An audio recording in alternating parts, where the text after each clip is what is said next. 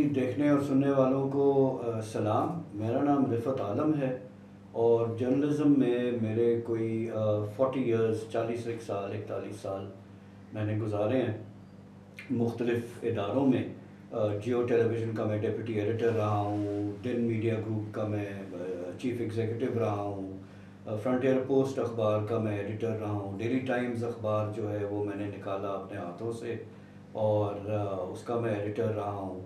Pakistan today Arif निज़ामी साहब के अखबार जो है वो मैंने लॉन्च किया उनके साथ। तो कहने का मकसद ये है कि मेरे काफ़ी देर हो गई है, मुझे बहुत साल हो गए हैं इस सहाफ़त के फ़ील्ड में।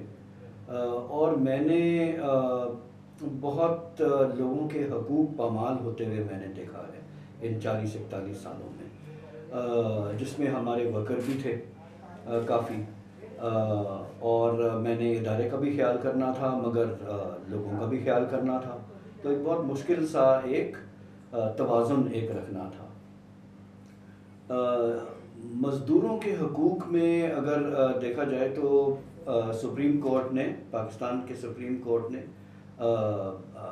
ये इनको जो ILO के जो लॉज़ हैं वो पाकिस्तान में भी रेटिफाई किए 1988 से लेके जब सुप्रीम कोर्ट ने, पाकिस्तान के सुप्रीम कोर्ट ने बॉन्डेड लेबर के ख़िलाफ़ अपना डिसीशन दिया था, अपना फ़ैसला उन्होंने सुनाया।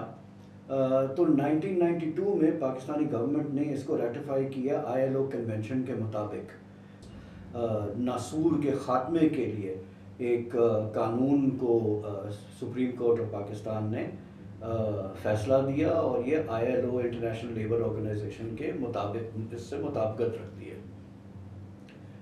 हम जहाँ इतने मज़दूरों के और लोगों के हकूक़ पामाल होते हुए हमने देखा था, इकबाल मसीह जो कालीन कारपेट इंडस्ट्री जिसको कहते हैं उसमें जो उनके एक बहुत मशहूर इनकी स्टोरी थी और वो काफ़ी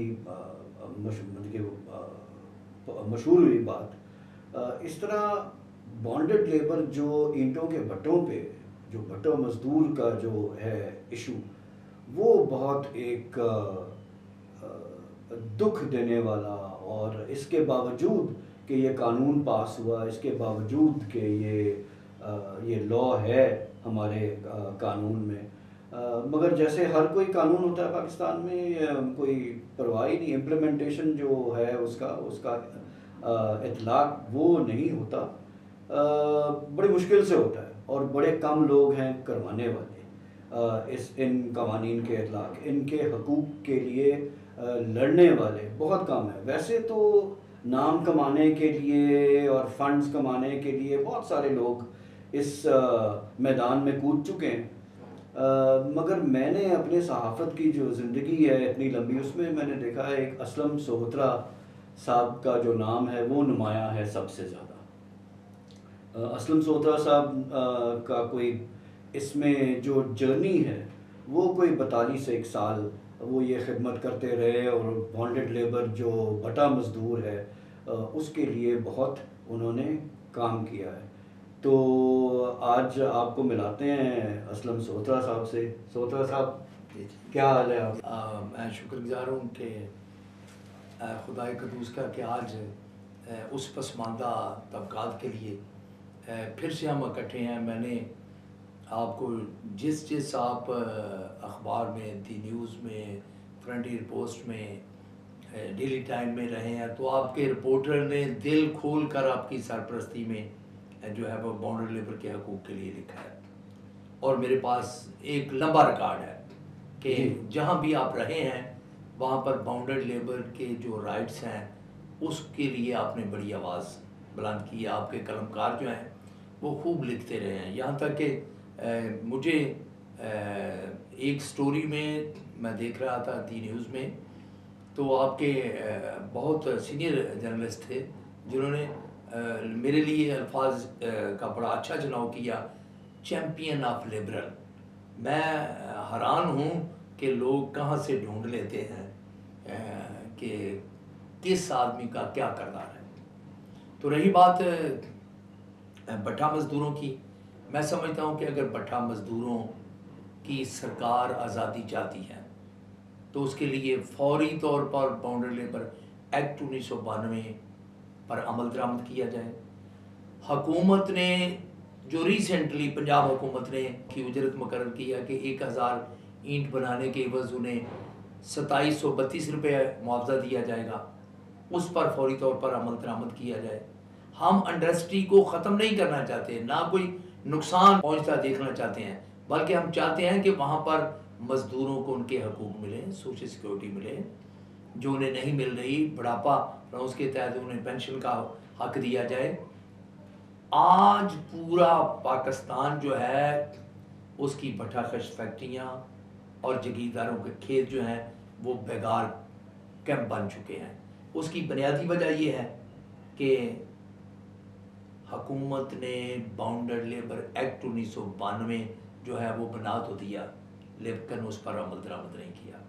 अगर उस पर अमल दरामद हो जाए और हुकूमत वक्त ने जो भट्ठा मजदूरों के लिए हर पंजाब समेत हर सूबे में जो उजरत मुकर्रर की है, सिर्फ 1 साल तक उन्हें वो उजरत दे दी जाए, तो मैं समझता हूँ कि भट्ठा मालकान और उनके मुंशी जो हैं उन्होंने मिली भगत करके जितनी मर्जी जालसाजी से इनके ऊपर पेशगियाँ बढ़ाई हुई हैं, खुद साख्ता पेशगियाँ उन्हें कहते हैं, जो उजरत ना मिलने की वजह से छोटे छोटे लोन लेके वो उनके बन जाती हैं। वो लेते हैं 5000, ये उसे 50,000 बना देते हैं।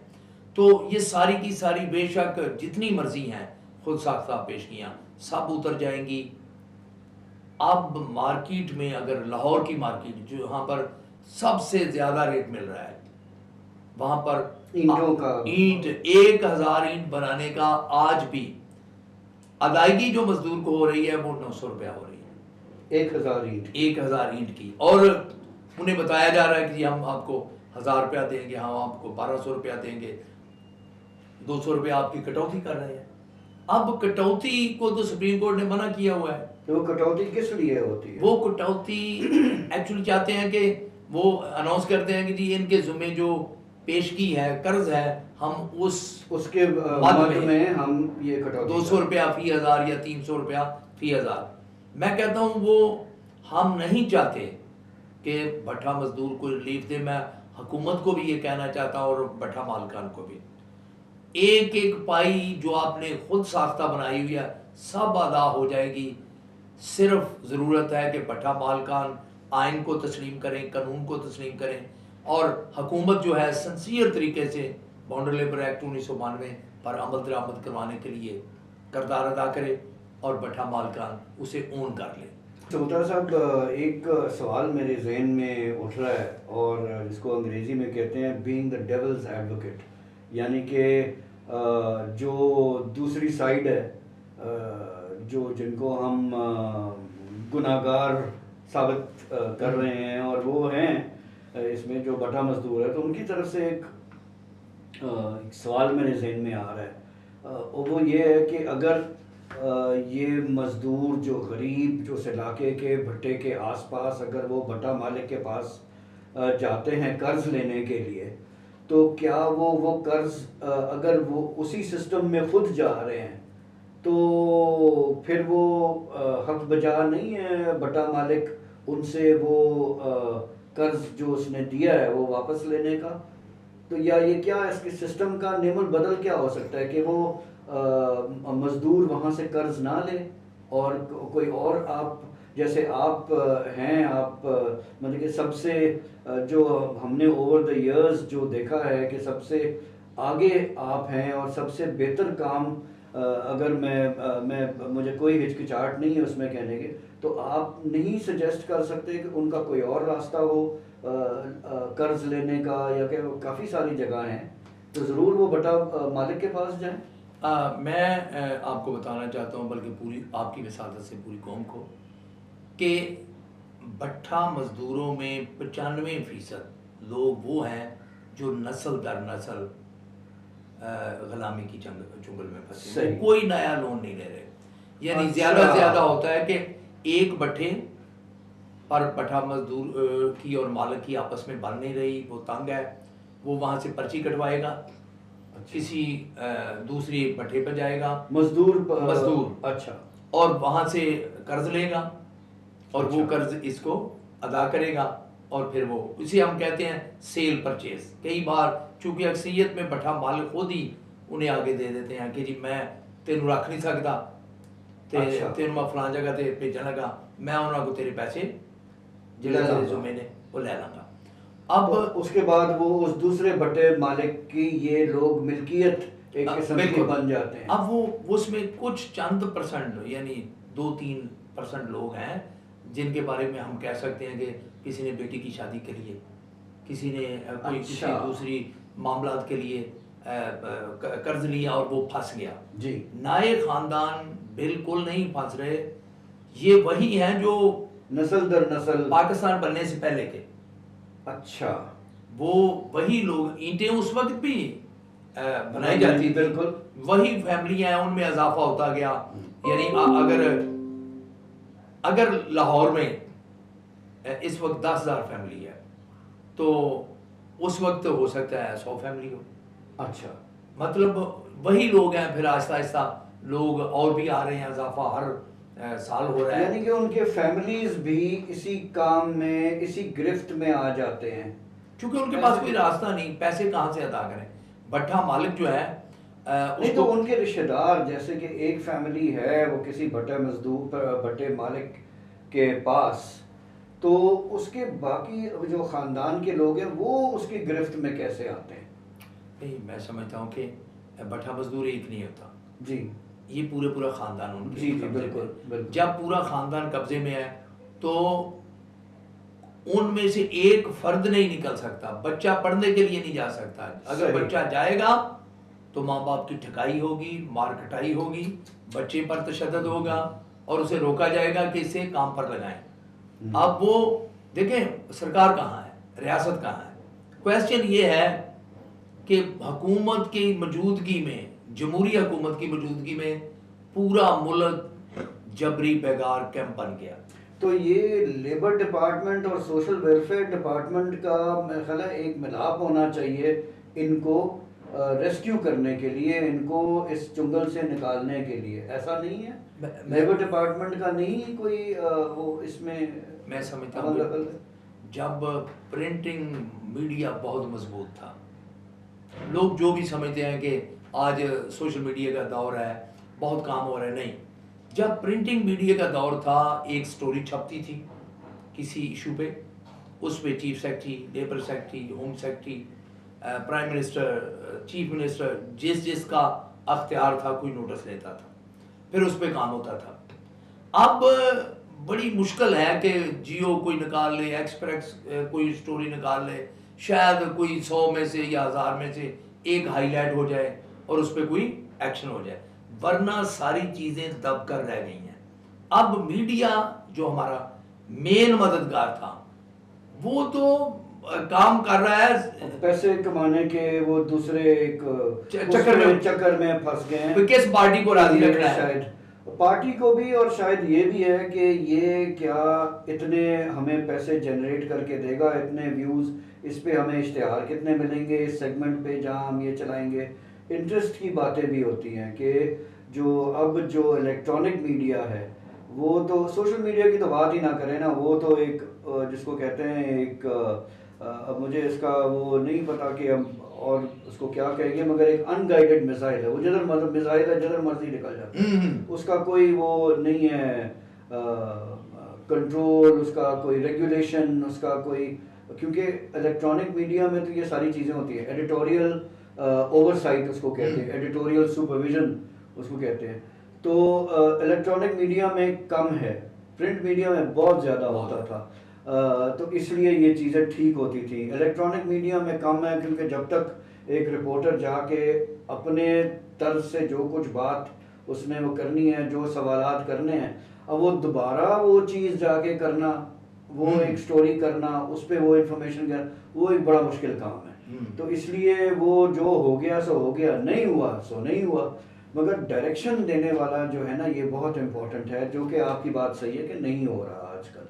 और मैं समझता हूँ कि ये जो पहले तो ये था कि एक अखबार के मुतबादल कोई पार्टी कोई तंजीम सिर्फ इश्तिहार निकाल सकती थी जी कि जी हम ब्रोशर दे लेते हैं। अब ब्रोशर वो तो यानी 5% वो असरात थे, 95% मीडिया ही था जो भट्ठा मजदूरों का नुमाइंदा था, बाउंडर लेबर के खिलाफ हमारे साथ जी वो खड़ा होता था।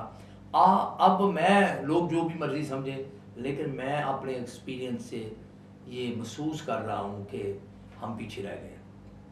हमारी जो है नुमाइंदगी वो मीडिया में मुकम्मल तौर पर ख़त्म हो चुकी है, क्योंकि जो प्रिंटेड मीडिया है वो बिल्कुल अब लोग उसे देखने के लिए तैयार नहीं। जी और जो मालकान है उनका इंटरेस्ट जो है वो कम होता जा रहा है, वो सारे के सारे इलेक्ट्रॉनिक मीडिया पे जा रहे हैं। और इलेक्ट्रॉनिक मीडिया जो है वो जितना मर्जी कोशिश कर ले, वो किसी एक साल में किसी एक भट्ठा मजदूरों के केस को हाईलाइट कर सकता है, उसे क्या होगा? कुछ भी नहीं। वो तहरीक चलाने के लिए तैयार नहीं। मैंने आपकी मौजूदगी में एक आजकल एक बड़ा सीनियर जर्नलिस्ट है, वो मैं उनका नाम नहीं लेना चाहता, मैंने एक दफ़ा उन्हें कहा जी आप सेंटी वर्करों के लिए एक स्टोरी करें, हमारे आपको ममाल हुआ।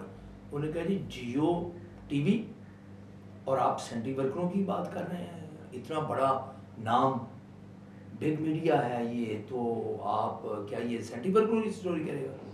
मैंने कहा जी हम तो आपको बड़ा फैसिलिटेट करते हैं, आपके जो बाहर रोड जो है आपका सारा ये सेंटी वर्कर साफ करते हैं, बिल्कुल आपके घर के बाहर सेंटी वर्कर साफ करते हैं, तो बिल्कुल आप किधर यानी मेरा आपको याद करवाने का मामला है कि किसी की कोई दिलचस्पी नहीं। वो देखते हैं कि मैं उस जर्नलिस्ट को आजकल देख रहा हूँ कि वो जाकर होटलों पे हाईलाइट कर रहा है चीज़ों को, मतलब दूसरी चीज़ों को, यानी हर शख्स का ध्यान अपने पैसे की तरफ है।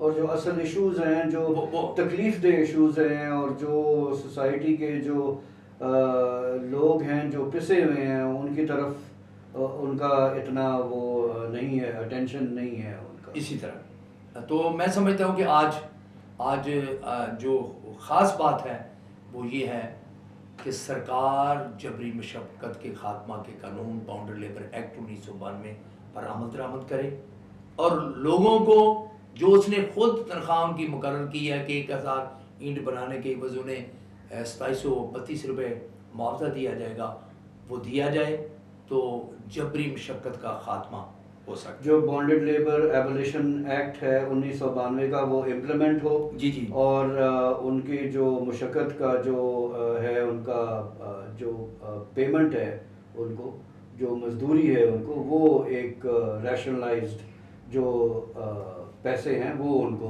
मिलने चाहिए। बहुत शुक्रिया सोहरा साहब, बहुत इंफॉर्मेटिव आपके साथ रहा है ये सिटिंग। नाज़रीन thank you very much for watching.